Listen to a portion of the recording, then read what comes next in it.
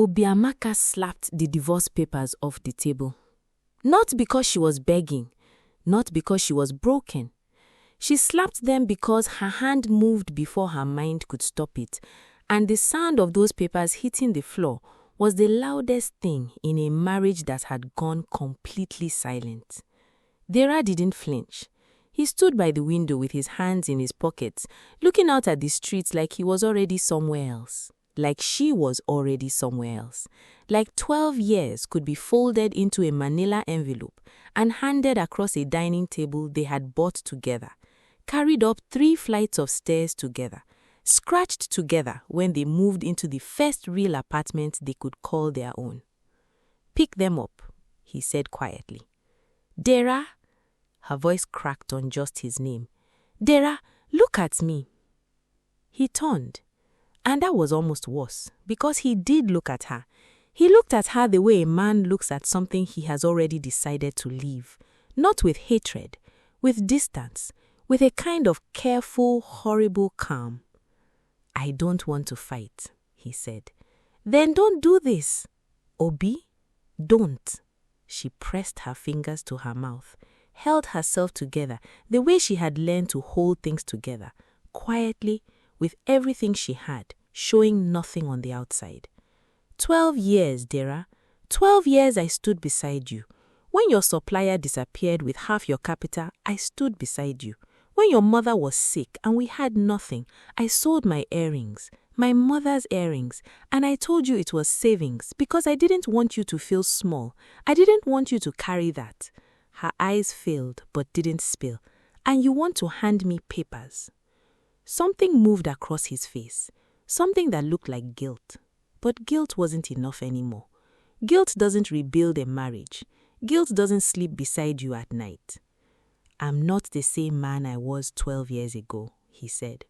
"I know," she whispered. "That's what I'm mourning." But let's go back.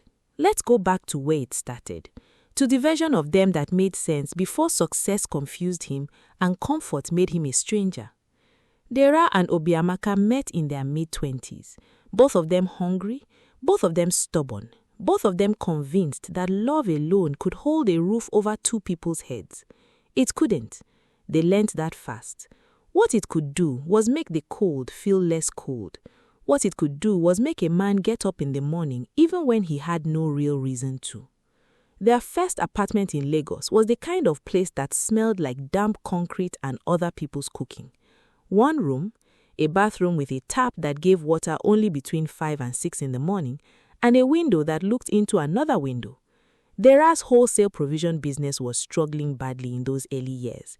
Bad market, bad timing, a partner who smiled too wide and disappeared with money that wasn't entirely his. Dera came home one evening and sat on the edge of their mattress and said nothing for 40 minutes. Just sat there. Obi sat beside him. She didn't ask questions. She just put her hand over his and stayed. "I don't know how we're going to pay rent," he finally said. "We'll figure it out. Dera, I'm serious. The money isn't there. And I'm serious. We'll figure it out." She turned to him. "You didn't quit when your first business failed. You didn't quit when Emmanuel ran with your money. You are not going to quit now."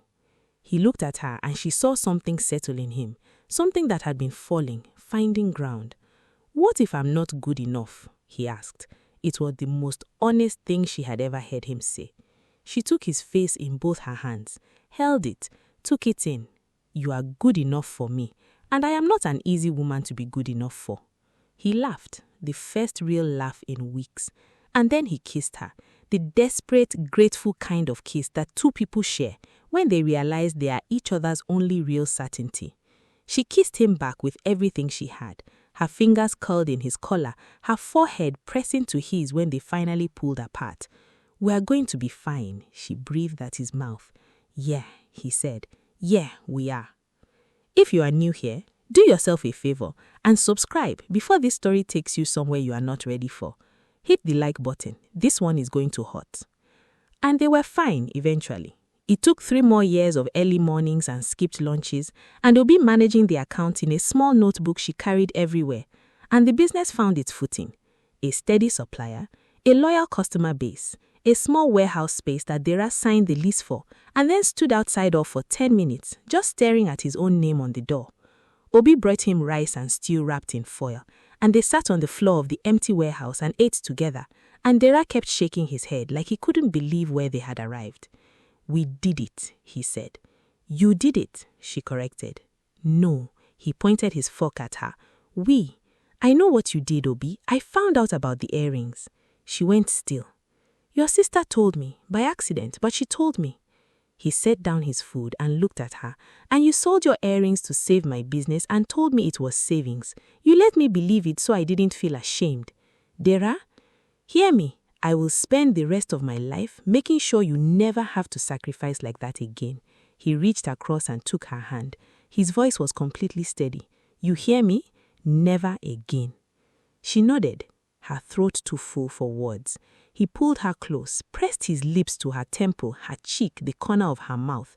She turned into him and they held each other in the middle of that empty warehouse floor, with nothing around them but concrete and possibility. And it was the closest thing to perfect that either of them had ever felt. That was year 4. That was the last time Dera was completely, uncomplicatedly hers. The changes in Dera didn't arrive loudly. That's the thing nobody tells you about losing a marriage. It doesn't collapse all at once. It erodes, like a riverbank, quietly, consistently, a little more gone each morning until one day you look and the ground you are standing on is simply not there. By year 8, the business was doing well enough that Dera started attending trade association meetings and industry dinners. He bought his first real suit, not a borrowed one, not a market one, a proper tailored suit, and he stood differently in it. Obi noticed. She was proud of him. She told him he looked handsome and he said thank you without quite meeting his eyes, already thinking about who else would be at the event. He started comparing himself to other men. That was the first real crack, though she didn't name it then. He would come home and say things like, "You know Chidi just bought his wife a new Benz," or "Emeka moved his family to Lekki Phase 1. And he would say it casually, like it was just conversation, but Obi could hear the current underneath it. The dissatisfaction, the measuring. "We have a good life, Dera." "I know." "Do you?" Obi said. "What's that supposed to mean?" "It means every time you come back from those dinners, you look at everything we have like it's not enough. And I'm wondering what happened to the man who cried in a warehouse because he finally had a space with his name on it." He was quiet. Then, "People grow, Obi. Ambition is not a sin." "No," Obi said, "but comparison is a thief. And you keep letting it inside our house." He didn't respond. He picked up his phone and carried the conversation somewhere else, into screens and scrolling, and Obi sat with the silence the way she had always sat with difficult things, upright, waiting, hoping it would pass. It didn't. Year 9 brought the village trip, a burial, Dera's uncle, a man he hadn't seen in years but whose death required his presence. Obi stayed in Lagos. There were orders to fulfill, accounts to balance, a small event they were catering together. She kissed him at the door and told him to greet his mother. Dera arrived in Enugu and felt something loosen in him. The pace was slower. People called his name with warmth. Children ran around the compound. His mother pressed his face between her palms and said, "You look thin. Are you eating?" He laughed and said yes. He was lying. He hadn't been eating well in months. His stomach had been tight with a stress he hadn't named to anyone. That was where he met Zulaiha. She was a friend of his cousin's wife, visiting from Abuja. She walked into the compound in a yellow dress that moved when she moved, and she laughed at everything with her whole body. She didn't know about bad supplier deals or warehouse leases or the months Dera had eaten gari because there was nothing else. She didn't know any of that. She looked at him and saw only the arrival, the suit, the confidence, the man he had become on the outside, with no knowledge of the price paid inside. "So, you are the Dera I keep hearing about," she said, handing him a drink someone had given her, like she was already distributing gifts. "The big businessman from Lagos." "I wouldn't say big," he said. "Modest," she smiled. "I like that." He stayed 3 days longer than planned. He called Obi on day 2. She picked up on the second ring the way she always did, and she asked how the family was, whether his mother was okay, whether he had eaten. He said yes to everything. She said, "Come home soon. I'm almost done with the November accounts, and I want to go over them with you." And he looked at Zulaiha across the compound, laughing at something effortless, and said, "Soon." Just that one word, soon, like a door closing slowly. When he came back to Lagos, he was different in a way Obi felt before she could explain. The apartment felt like it had shifted 2 inches off its foundation. Nothing was visibly wrong, but something had been moved. She gave it 2 weeks, then she sat him down at the dining table where they had signed their first lease together and said, "Talk to me." He said, "I'm just tired." Tired of what? Everything. "Obi?" She kept her voice calm. "Tired of me?" He didn't say no fast enough. That pause, that small, terrible pause, did more damage than any words that followed. "I think," he said, carefully, like he had rehearsed it, "that we've grown in different directions." "Different directions?" she repeated. "I'm not saying you did anything wrong." "Oh, that's generous of you." "Obi, don't what?" Her voice rose for the first time. "Don't be angry. Don't remind me that I sold my mother's jewelry so you could keep your business alive. Don't ask me to look me in my face and tell me the truth instead of hiding behind phrases like different directions." She stood up. "Is there someone else?" Silence. She nodded slowly. Her chest was rising and falling fast, but everything else about her was still. "Okay," she said. "Okay." She went to the bedroom. She did not come out screaming. She did not throw his clothes into the street. She pulled out her suitcase from under the bed, and she packed one bag, only what was hers, nothing more, and she called Nkechi. Nkechi arrived in 20 minutes without asking a single question. She just stood at the door, took one look at Obi's face, took the bag from her hand, and said, "Let's go."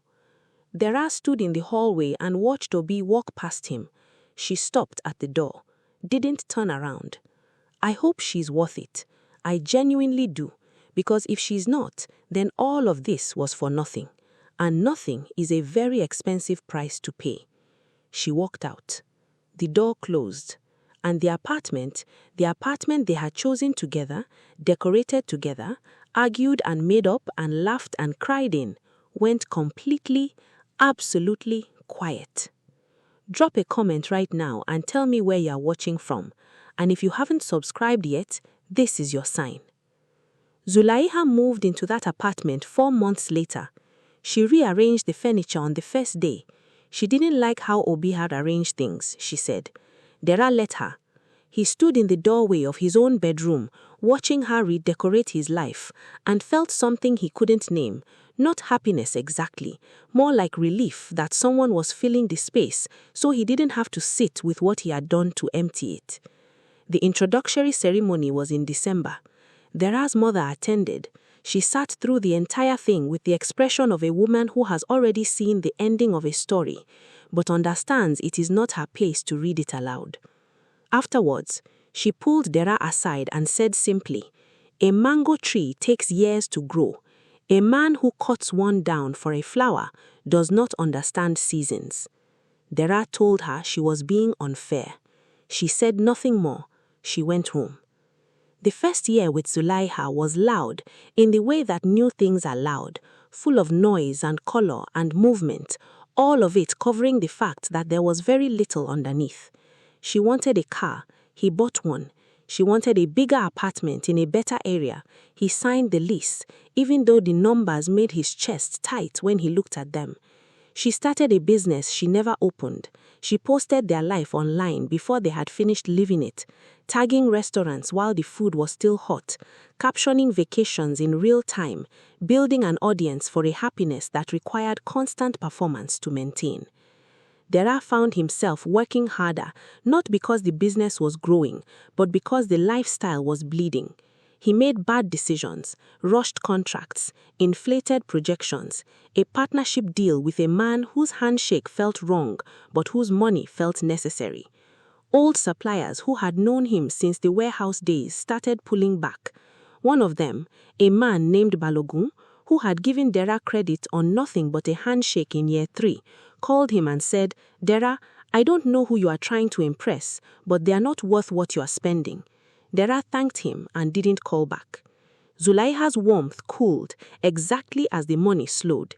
It wasn't dramatic. There were no big fights, just a gradual withdrawal, fewer touches, shorter answers, phone calls taken in the bathroom, a new habit of going quiet when Dera asked how her day was. He recognized the pattern. He had lived inside it once before. Only last time he had been the one creating the distance. Now he was on the receiving end, and it was extraordinary how much it hurt to be treated the way he had treated someone else.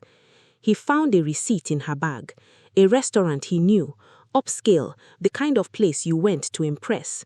On a Tuesday afternoon when she had told him she was visiting her cousin, the name on the receipt was a table for 2. He stared at it for a long time. Then he folded it and put it back exactly where he found it and walked to the kitchen and poured himself water and drank it slowly, his hands very still on the counter. He didn't confront her. He was too tired, and some quiet part of him understood this was the universe being precise. Meanwhile, Obiamaka was building something that had no cracks in it because she had built it herself from the ground with her own blueprint. The first months after leaving were the hardest. Chinkechi gave her the spare room in her flat and didn't charge her a single naira and didn't say "I told you so" even once, which was the greatest act of friendship Obi had ever witnessed. Obi cried on the 3rd night, only once, properly, the kind of crying that empties something out so there's room for something new. Then she woke up the next morning, washed her face, and made a list. She enrolled in a business management course at a private institute in Victoria Island, 3 evenings a week after working a day job she had taken at an events company. She was the oldest in the class and she didn't care. She took notes in the same kind of small notebook she had once used to manage Dera's accounts, except now the numbers in it were hers. She reconnected with a mentor, an older woman named Mrs. Adeyemi, who had once told her years ago that she had the instincts of an entrepreneur. Obi had laughed it off then. She went back now. Mrs. Adeyemi took one look at her, poured her tea and said, "So, you are finally ready." They met every other Saturday for 6 months. The catering and event styling business she started with Nkechi began small. A birthday here, a small office gathering there. They worked from Nkechi's kitchen and delivered everything in Nkechi's old Corolla with the AC that only worked on one side. They reinvested every naira they made. They were selective about clients. They would rather do fewer events with excellence than many with mediocrity. And word spread the way word spreads when the work actually speaks. By the end of the first year, Obi had a small team. By the second, she had a commercial kitchen space. By the third, she was catering government functions and corporate galas. And she walked into those spaces like someone who had always belonged there because she had done the work to belong, and she knew the difference between that and pretending. The bank alert that came in after the government contract was the largest single deposit she had ever received. She forwarded it to Nkechi with no words. Nkechi's response was 17 exclamation marks and a voice note of her screaming in her car. Obi sat with it quietly. She thought about the girl in the one-room apartment. She thought about the earrings. She thought about the woman she had been, always pouring herself into someone else's dream so carefully that she nearly forgot she had one of her own. She was done forgetting. Zulaiha left on a Thursday.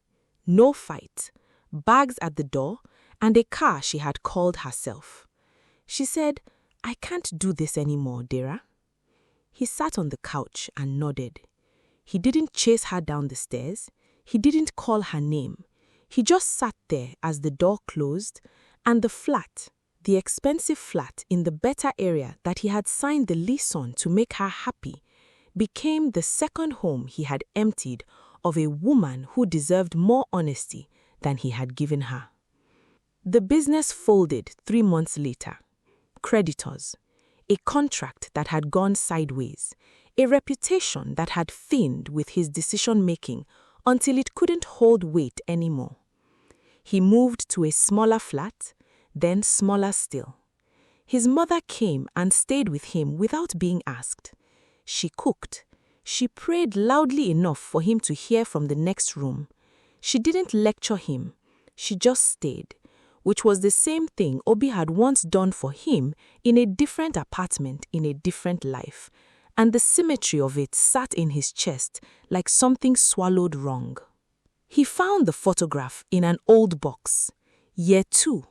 Both of them laughing in front of nothing, holding each other like the nothing around them didn't matter. He sat on the floor with it for a long time. Then he put it in his wallet. He still has it there. He heard about Obi's business through family. He drove to her office. He had gotten the address from his cousin who had used her company for a wedding and hadn't stopped talking about it. The office was modest and busy, with staff moving in and out, and a receptionist who made him wait without apology. Obi came out of a meeting in a black dress and reading glasses she hadn't worn when they were together, and she looked like someone who had decided very deliberately who she was going to be. She saw him. She didn't stop walking. She came to where he stood and waited. "I came to say I'm sorry," he said. "I know. I lost everything. I know that too. I made the worst mistake of my life." His voice was low, controlled, but his eyes were doing something else entirely. "I had the real thing, Obi. I had it, and I couldn't see it because I was too busy looking at what other people had." She was quiet for a moment. Then, "What do you want from me, Dera?" "Nothing. I don't. I'm not here to ask you for anything." He exhaled. "I just needed to say it to your face, that you were right, that I was the problem, and that you deserved better than what I gave you, and I hope the life you are building is everything." She looked at him for a long time. The woman she used to be, the one who would have reached for him, who would have found some way to soften the room, was still in there somewhere. But she was farther back now, standing behind the woman Obi had spent 3 years becoming. "I forgive you," she said, calmly, completely. "I forgive you a long time ago, actually. Carrying it was making me heavy, and I had too much to build to be heavy." She took off her glasses. "But we are done, Dera. Not with anger, just done." He nodded. He had known that before he walked in. He had just needed to hear her say it. He turned to leave. At the door, he paused. "You always were the stronger one." She said nothing. She put her glasses back on and walked back towards the meeting room. Outside, the sun was high and without apology, which felt right. If this story touched something in you, leave a comment below and tell us where in the world you are watching from. Lagos, London, Houston, Accra, wherever you are, let us know. Like this video, subscribe to this channel. There is more truth coming, and you do not want to miss a single story. Loyalty is never wasted. It always finds its way home, even if home ends up being yourself.